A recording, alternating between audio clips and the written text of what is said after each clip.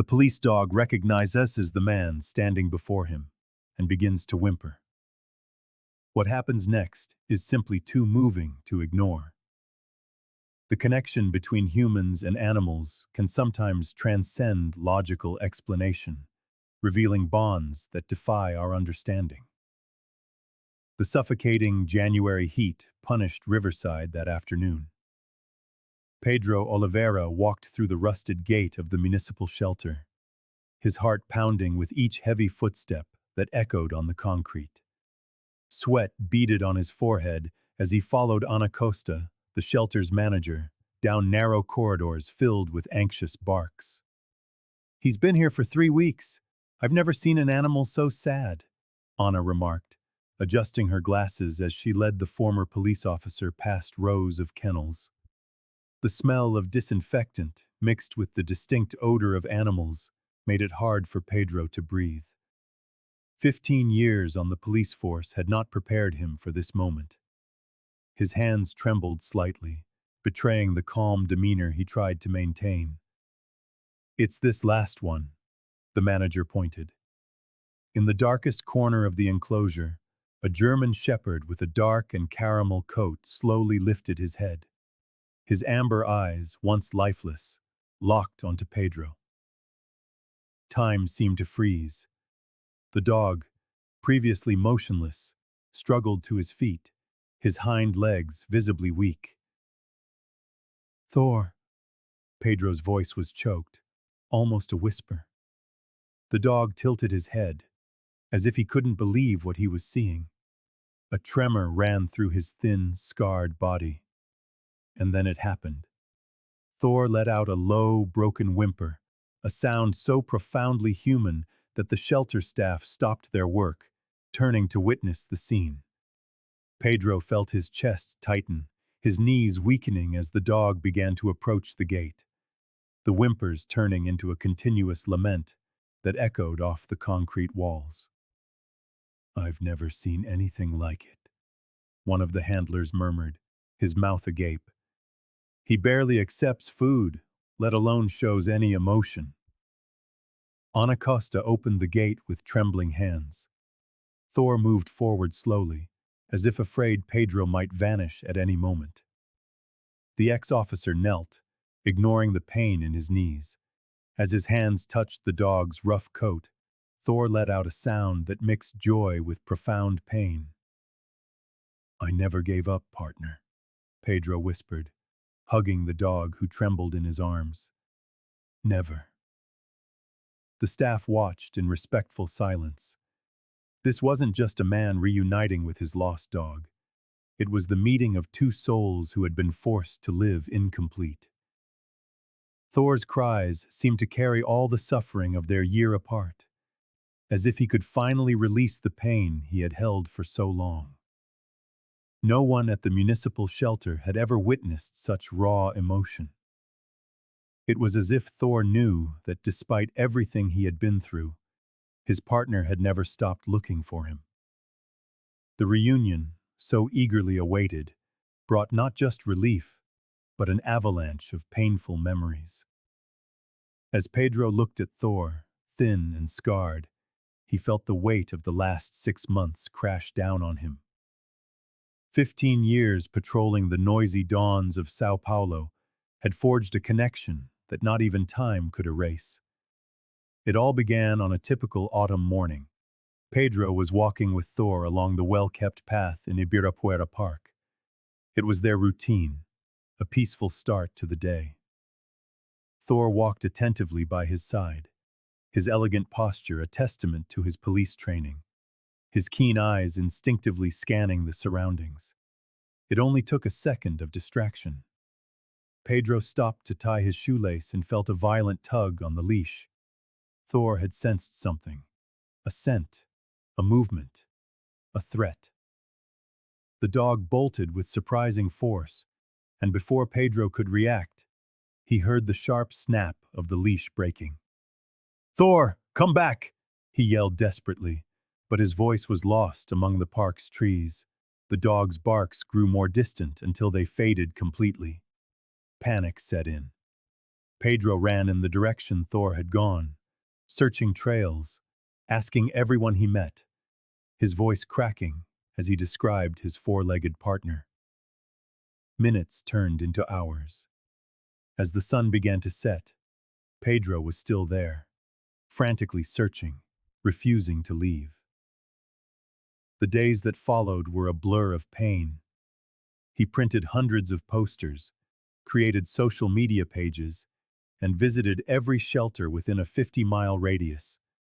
His phone became an extension of his hand, each notification making his heart leap with a hope that was repeatedly crushed by false alarms. The sprawling city of São Paulo moved on, indifferent to the anguish of a man who had lost more than a pet. He had lost a companion, a protector, a friend. At home, the silence was deafening. His grandmother, Dona Lúcia, whose memory was becoming increasingly fragile, asked for the boy every day. "Where is my boy?" she would ask, her voice trembling as she gazed at the empty space beside her rocking chair. "Has he had his breakfast?" Pedro would patiently explain that Thor was missing. But a few minutes later, she would ask again, the information slipping through the cracks of her memory. The house, once filled with the sound of Thor's paws on the floor, now felt vast and empty. Dona Lucia would wander the rooms at night, calling for him. Pedro would often find her in the backyard in her nightgown, searching among the bushes. In those moments, the guilt felt unbearable. She would even put Thor's food bowl down in its usual spot, a habit born of love and forgetting. Pedro would only remove it when she wasn't looking. He clung to the promise he made to her and to himself. "He'll be back, Grandma. I promise." The search took its toll. Pedro sat at the kitchen table, staring at a pile of overdue bills. The mortgage was 2 months late. He had poured all his resources, his energy, and his time into finding Thor. The dog was the link that held his small family together. As he knelt on the cold concrete floor of the shelter, holding his long-lost friend, none of that mattered. The pain, the sleepless nights, the gnawing guilt, it all began to recede, replaced by a wave of overwhelming relief. Thor was alive. That was all that mattered. "Let's go home, partner," Pedro whispered, his voice thick with emotion as he stroked the dog's head. Together, they would fill the silence that had taken over their house. And maybe, just maybe, they would help Dona Lucia find some of her lost memories again. The miracle he had prayed for had finally happened. They were going home. "I brought fresh tamales," the neighbor announced, placing the dish on the table. "And I came to invite you for coffee at my place. It's been too long since we've had a proper talk." At first, Pedro hesitated. He had more flyers to distribute, more shelters to visit. But the old woman's insistent gaze convinced him. In Dona Maria's cozy home, between cups of strong coffee and the sweet aroma of tamales, he finally broke. He spoke of the nights he and Thor patrolled the streets of São Paulo, of the weight of the holster on his hip, and the constant fear of not coming home. "Some days, I could only fall asleep with Thor lying at the foot of the bed," Pedro confessed, his voice thick with emotion. "He knew when I was struggling. He understood things I didn't even realize about myself." Dona Maria listened intently, her kind eyes never leaving her neighbor's face. She offered no easy solutions, no empty comforts. She simply reached her wrinkled hand across the table and squeezed his fingers. "When my husband died, I thought I wouldn't make it," she said, pouring more coffee. "But I learned that the pain doesn't go away, Pedro. We just build a bigger life around it." He nodded, feeling a knot in his throat begin to loosen. There, in that simple kitchen, with the smell of coffee and a human warmth he hadn't felt in so long. Pedro allowed himself to be just a man who missed his friend, not the tough ex-cop everyone expected him to be. The phone rang in the small living room as Pedro was serving breakfast to his grandmother, Dona Lucia. He answered, immediately recognizing the gruff voice on the other end. It was Commander Silva, his former superior on the force. "Pedro Oliveira, I have a proposal for you," Silva said, wasting no time. "We're putting together a special task force to locate missing persons in the metropolitan area. With your experience, you'd be a perfect fit for the team." Pedro's heart hammered against his ribs. After months of fruitless searching for Thor, the offer felt like a sign. But the commander quickly clarified the terms. "We need total focus on the human cases. I know about your dog, but we can't divert resources for missing animals, no matter how special they are." Pedro glanced at his grandmother. She was fiddling with the radio, her gaze distant, lost in a way that had become all too common since Thor had vanished. "I need a few days to think," he replied, the weight of the decision settling on his shoulders. That night, he sat at the kitchen table, bank statements spread before him. The late mortgage, the overdue bills, the rising cost of his grandmother's medication. The salary Silva offered would solve everything. Just then, Dona Maria appeared with a plate of still warm tamales. "Leftovers from dinner," she lied, knowing full well his situation. "How do you choose between your livelihood and your loyalty?" Pedro asked, the words raw. "Some choices," she replied simply, "define who we are." The next morning, Pedro called Commander Silva. His voice was steady when he gave his answer. He was declining the offer. "I respect your decision, but I don't agree with it," Silva said coolly. "There are people out there who need help." "Thor isn't just a dog," Pedro answered. "He's family, and you don't abandon family." Hanging up, he felt a mixture of relief and terror. He had chosen the harder path, but it was the only one that would allow him to look his grandmother in the eye without shame. 4 months passed like an eternity. Each day without Thor was an exercise in faith that grew harder to sustain. Then, on a sweltering Thursday afternoon, a crumpled envelope arrived, postmarked from the other side of the city. He recognized the sender's name, Julia Santos, a community leader known for her work with vulnerable people in São Paulo's East Zone. With trembling hands, he tore it open. "Your dog is alive," the letter began. "A German shepherd, with scars on his right paw, has been protecting our street children for nearly 2 months." Pedro's heart seized.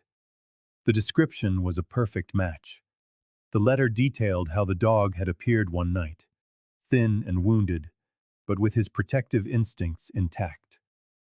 Julia wrote of how he would stand guard over the children as they slept, barking at any stranger who approached with ill intent. "The children call him Angel," she wrote. "He seems to be looking for someone. He gets alert whenever he hears sirens, as if expecting to see a familiar uniform." Tears streamed down Pedro's face. The pain of separation mingled with a profound sense of pride. Thor was still who he had always been, a guardian. Tucked inside was a hand-drawn map. "He shows up at dusk," the note read, "when the children gather for the community soup kitchen." Driving towards the East Zone, Pedro felt the void in his chest begin to fill. His partner was alive, and he was making a difference. Weeks of searching the area led to dead ends, until a call came from the municipal shelter. The manager, Ana Costa, spoke with cautious optimism. A German shepherd matching Thor's description had been brought in, rescued near Praça da República. He was malnourished, covered in scars. We tried to scan his microchip, Anna explained as she led Pedro down a cold, concrete corridor. But it seems to have been damaged. We could only get a partial reading. Disappointment washed over him. But then Anna showed him the caregiver's notes. The dog's behavior, the way he sat bolt upright at the sound of distant sirens, the way he refused food from strangers, even the small, crescent-shaped scar near his right ear. It was all Thor. "I don't want to give you false hope," Anna said softly, sensing the shift in his demeanor. "But I think we need to investigate this further." When they reached the last kennel, Pedro felt the air leave his lungs. There, on a threadbare blanket, was Thor. He was thinner, his coat dull and matted, but it was him. A deep, weary mistrust had settled in his once vibrant brown eyes. "Thor," Pedro called, his voice breaking. The German shepherd lifted his head slowly. For one terrible moment, Pedro feared he wouldn't be recognized. The dog sniffed the air, his ears twitched, and then it happened. A low whimper escaped his throat, building into a series of broken, canine sobs that echoed through the silent shelter. He struggled to his feet, his legs trembling, and limped toward the bars of the kennel. Pedro dropped to his knees, tears streaming down his face as he reached a hand through the cold metal. All around them, the shelter staff had stopped their work, watching in silence. "I've never seen anything like it," Anna whispered to a colleague. Thor pressed his nose against Pedro's hand, his entire body shaking with emotion. "I'm opening the door," Anna said, discreetly wiping a tear from her own eye. "Go slow. He's been through a lot." When the gate swung open, Thor hesitated, his muscles tense. Joy and trauma warred within him. Pedro remained on his knees, patient, giving his friend the space he needed. "I'm here, partner," he murmured. "I'm here to take you home." With cautious steps, Thor finally closed the distance, pressing his head against Pedro's chest. The long nightmare was over. The embrace that followed seemed to stop time within the Riverside Municipal Shelter, a moment of pure connection that showed everyone present that the journey of recovery had only just begun. The day Thor came home was harder than Pedro Oliveira had ever imagined.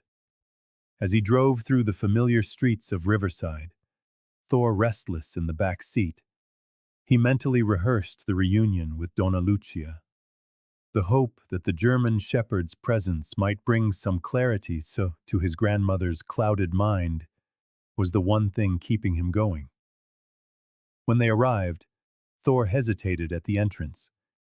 The dog sniffed the air, recognizing old scents mingled with new ones.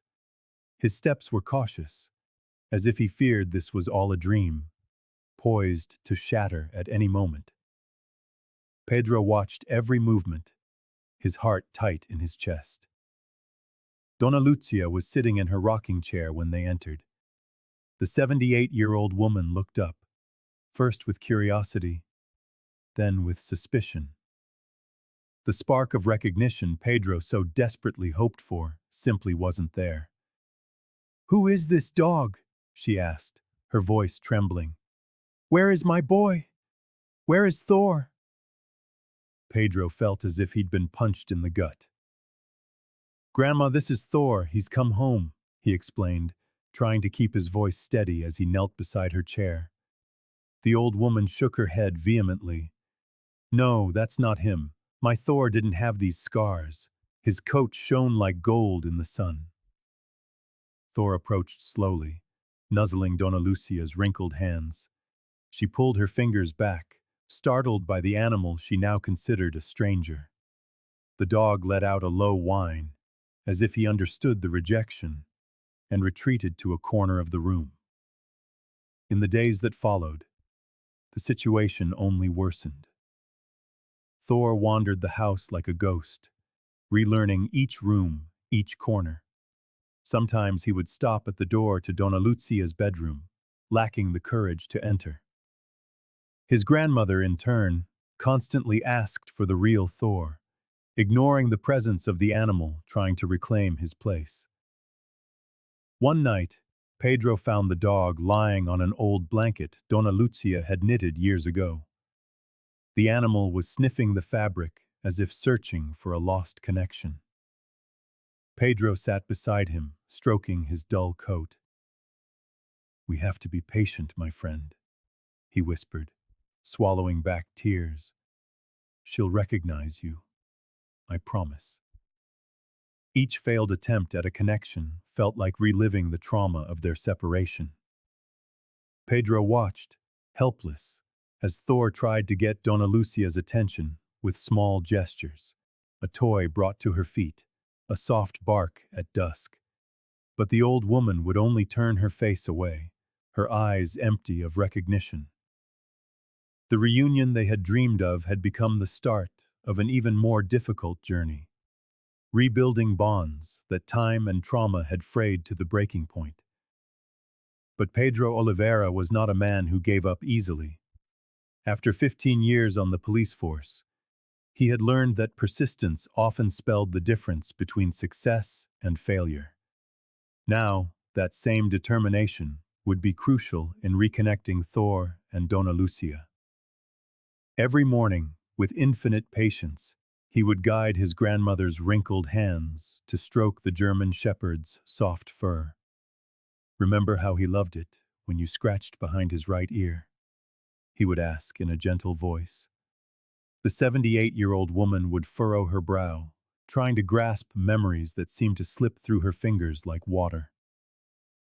Pedro established a strict routine. He bought fresh bacon from the corner butcher, the same kind Thor used to love as a reward after training. The smell of sizzling meat in the morning would make the dog's ears perk up, while Dona Lucia watched with growing curiosity. "Sit," she would repeat after her grandson, her trembling voice gaining firmness when Thor obeyed instantly. A glimmer of recognition would briefly appear in her eyes, like a flash of lightning cutting through the darkness of her confusion. The ex-policeman used every resource he could. He visited pet stores, searching for leather toys similar to the ones Thor had before he disappeared. The distinct smell, he knew, could awaken memories in both the dog and the old woman. "Do you remember this one?" he would ask, placing the toy in his grandmother's hands. Sometimes she would just shake her head, confused. Other times, she would grip the object tightly, as if trying to wring lost memories from it. After weeks of constant effort, small victories began to emerge. On a rainy afternoon, Thor let out a peculiar bark, the specific sound he made when he wanted to play in the yard. Dona Lucia, who had been knitting silently in her chair, suddenly lifted her head and smiled. "He always made that noise when he wanted to go out," she murmured, surprising Pedro so much that he dropped the cup he was holding. On another occasion, after a light rain, Thor ran onto the porch with wet paws, the scent of fresh grass clinging to his fur. The old woman closed her eyes, took a deep breath, and commented, "It smells like those mornings in the park." Each small moment of recognition was celebrated as a major victory. Pedro photographed them with his phone, creating an album of their reconnection. The recovery wouldn't be instant. Both the doctor and Ana Costa from the shelter had warned him of that. But every smile, every recovered memory, was proof that their bonds, though fragile, could be restored with time and love.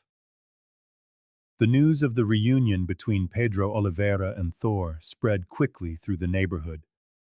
Dona Maria, with her contagious energy, mobilized the neighbors in an initiative that surprised even the most skeptical. In less than 2 weeks, They organized a celebration on the main street to commemorate the return of the German Shepherd who had touched so many hearts. On a sunny Saturday, the street was transformed. Colorful stalls displayed local foods, Dona Maria's tamales, Dona Joana's pastries, and homemade cakes from Seu Antonio's bakery. Children ran between colorful ribbons while a local band played Brazilian music that echoed between the buildings.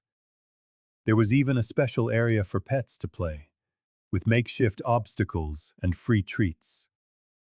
Pedro arrived with Thor and Dona Lúcia, who watched everything with teary eyes. The old woman, despite her fragile memory, seemed to understand the importance of the moment. Ana Costa, the municipal shelter manager, came especially for the event and couldn't hold back her tears when she saw Thor walking confidently beside his owner.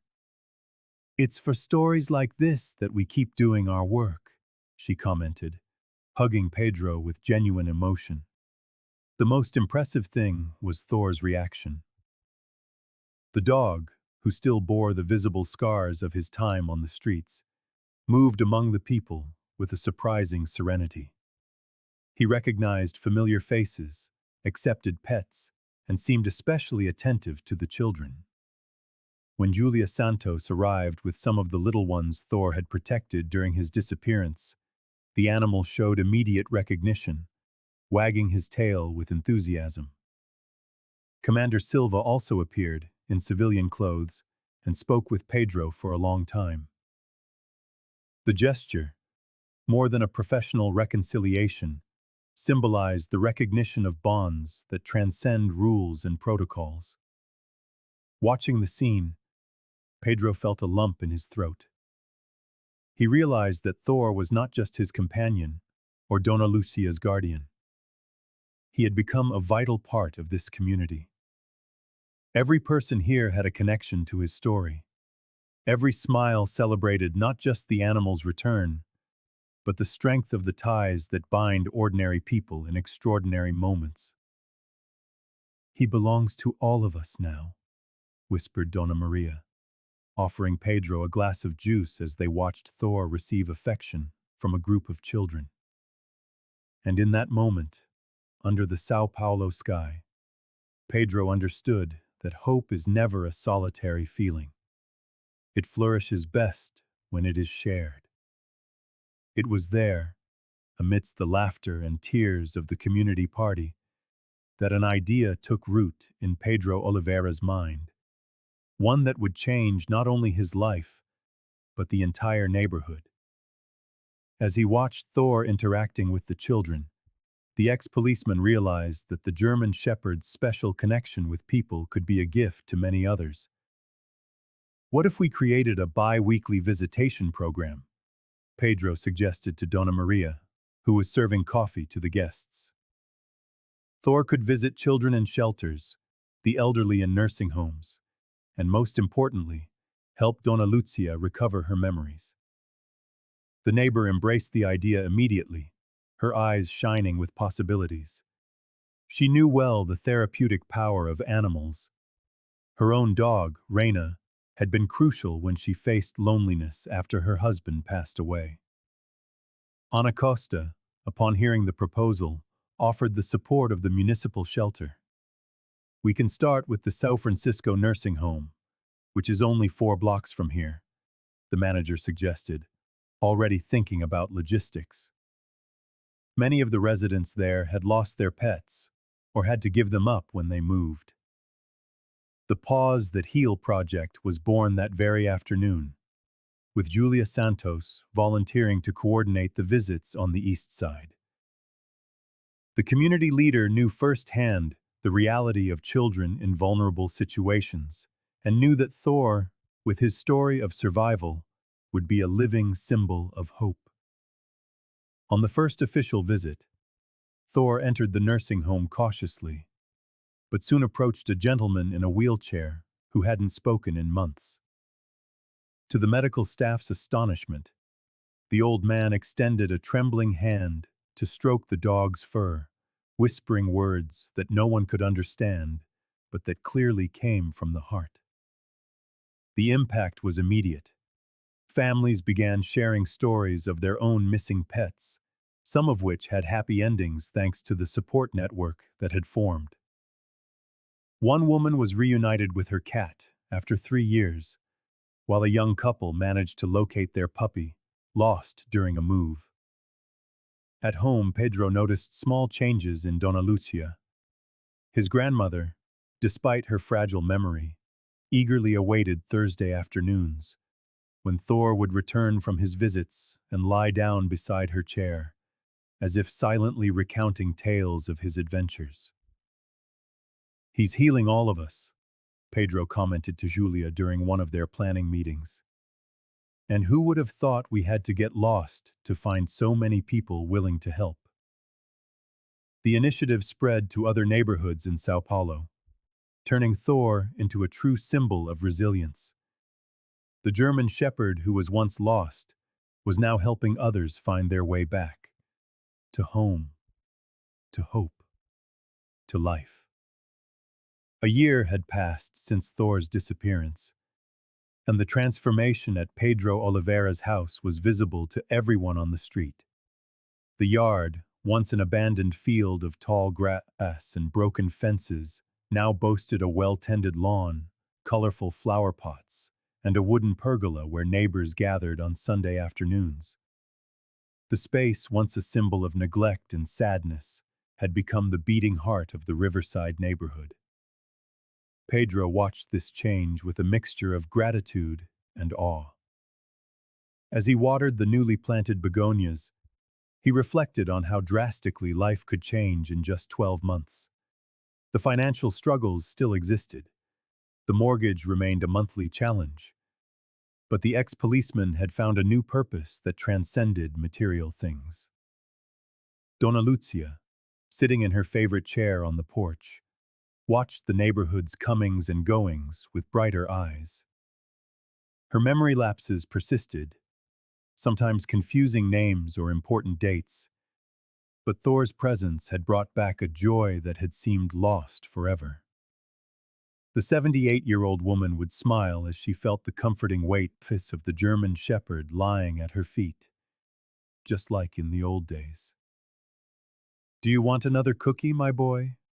she would ask, extending a wrinkled hand to the animal, who would take the treat gently, as if understanding his owner's fragility. Mornings in the house now had a new ritual. The smell of fresh coffee, brewed by Pedro, mingled with the scent of roses that Dona Maria, the ever-helpful neighbor, brought weekly.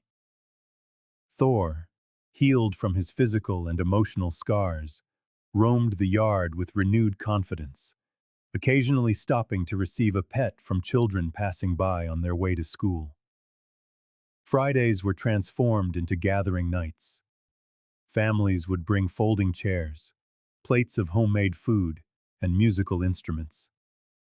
Under the string lights hanging from the pergola, stories were shared, laughter echoed, and Thor received attention from everyone, the true host of the party.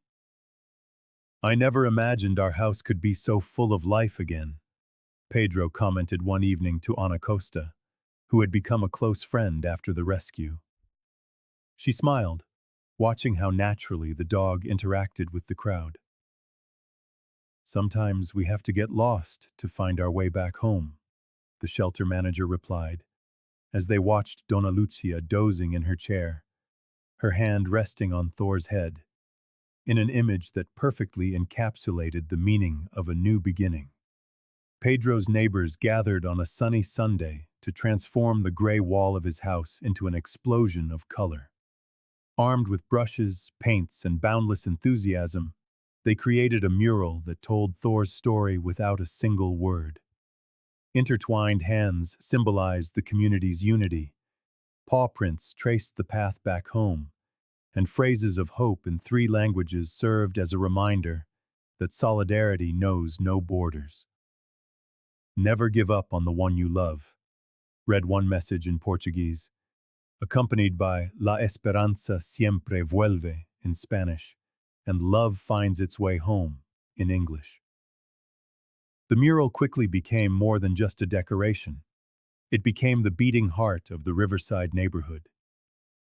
Every afternoon, especially on weekends, residents would stop to admire the art, share stories, and plan new community projects. Children ran along the wall, their laughter echoing as they counted colorful paw prints, while adults gathered in the shade of nearby trees, their conversations easy and light. Pedro Oliveira, a man once walled off by his grief, now found himself embraced by neighbors who had become family. Thor, too, had found an inseparable companion in Reina, Dona Maria's golden-furred dog. At first, the German shepherd had been hesitant, carrying the invisible scars of his time on the streets. He kept his distance, cautiously observing his new friend's boundless energy. But Reina, with infinite patience, slowly dismantled his walls. Now, the two dogs shared everything: games in the yard, runs through the neighborhood, and lazy naps under the pergola. When Thor relapsed, trembling at a loud noise or hiding during a storm, Reina would lie beside him, offering silent comfort until the fear passed. "It's like watching a lesson in friendship," Julia Santos remarked during one of her visits, watching the dogs share a rope toy. "They teach us that even after so much suffering, it's still possible to trust again." Pedro Oliveira could finally smile without the weight of guilt twisting his features. Sitting on his porch, he watched Thor and Reina play on the lawn. The Sao Paulo afternoon sun painted long shadows on the freshly cut grass, and for the first time in what felt like a lifetime, he could breathe without that familiar tightness in his chest. "Do you know what I've learned through all of this?" he asked, turning to Ana Costa, the shelter manager, who was savoring a coffee during her visit. "That miracles don't just fall from the sky like in the movies. They're built, day by day, with patience and hard work." Ana nodded, seeing the profound change in the man before her. The ex-officer who once carried the world on his shoulders now had a lightness in his eyes. It wasn't just Thor who had found his way back. Pedro was rediscovering himself, too. That evening, the backyard pergola glowed with small, warm lights, creating a cozy sanctuary for a special gathering. Dona Lúcia, her 78 years etched into the lines on her face, rocked gently in her favorite chair. Thor approached her with cautious steps, as if he understood the fragility of the moment. As the German shepherd rested his muzzle on her lap, something extraordinary happened. The fog of confusion that had clouded Dona Lucia's eyes suddenly cleared. Her wrinkled hands reached for the dog's head with a certainty she hadn't shown in months. "My boy," she whispered, her voice thick with emotion. "You really came back to me." Watching from nearby, Pedro felt his heart race.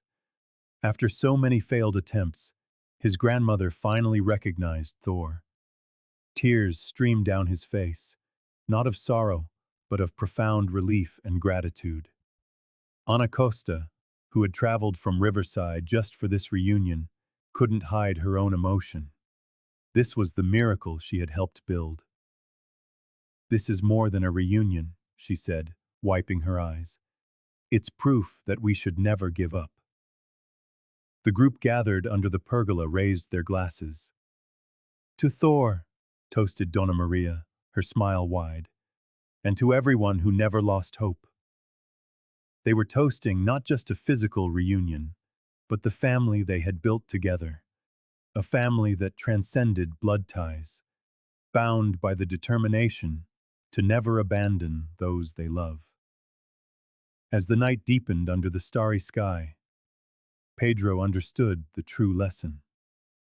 Genuine love doesn't have an expiration date. It simply transforms, finding new ways to bloom. Thor, now a living symbol of perseverance, rested at Dona Lucia's feet. His dark fur still bore the marks of his past, but they no longer defined him. He was home. The mural on the side of the house glowed under the party lights, a vibrant tapestry of intertwined hands, paw prints, and words of hope.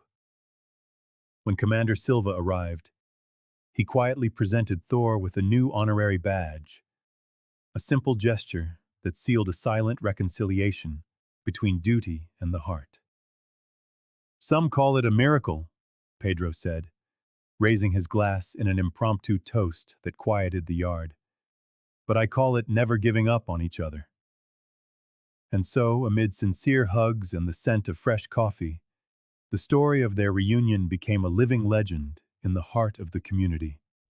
A constant reminder that even in the darkest of times, it is always worth believing in the impossible.